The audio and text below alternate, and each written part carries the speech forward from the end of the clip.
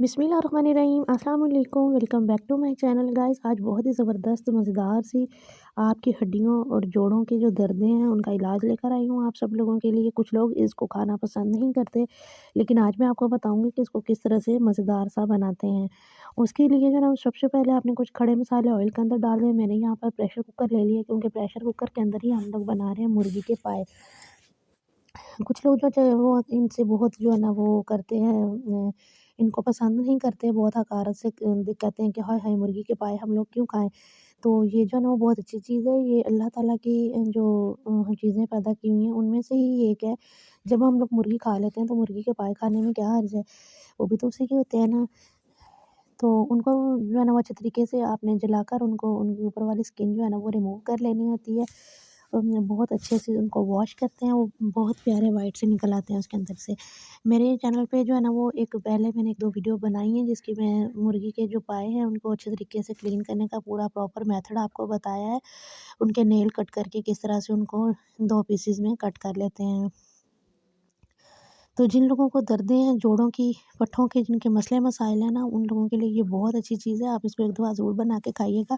सर्दियों में लाज़मी बनाया करें, ये बहुत अच्छी चीज़ होती है। बहुत जो है ना वो इलाज है आपके तमाम तकलीफ़ों का, दुखों का। और मुझे लास्ट में एक प्यारा सा कमेंट करके लाज़मी बताइएगा मेरी आज की वीडियो आपको लग कैसी रही है।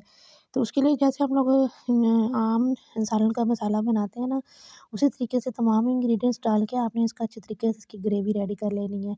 जैसे इसकी ग्रेवी रेडी हो जाएगी तो हमने अपने वॉश किए हुए जो मुर्गी के पाए हैं वो उनको 2 पीसेज़ में मैंने कट लगाए हैं। उनको अच्छे तरीके से पहले नमक और सिरके वाले पानी में डिप करके रखा था, तो वो बहुत अच्छे तरीके से जो है ना वो साफ़ हो गए थे। 1 दर्जन मेरे पास मुर्गी के पाए हैं, ये देखिए इनको इस तरह से मैंने दरमियान से कट लगा लिए हैं।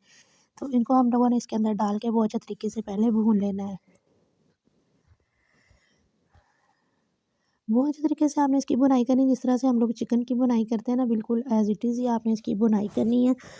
और इनको जो है ना वो आपने 10 से 12 मिनट के लिए लाज़मी इनको भूनना है, ताकि जो इसका कच्चापन है वो ख़त्म हो जाए। उसके बाद हमने इसके अंदर जो है वो ढेर सारा पानी ऐड कर देना है, क्योंकि हमने बनानी है इसकी यख़नी। और ज़्यादा पानी इसके अंदर ऐड करेंगे तो बहुत अच्छे तरीके से ये गल जाएँगे और इनकी यख़नी रेडी हो जाएगी। तो यहाँ पर हमने इसको लगा देना है प्रेशर आधे घंटे के लिए, मीडियम सी फ्लेम पे आधे घंटे के लिए हम इसको पकाएँगे।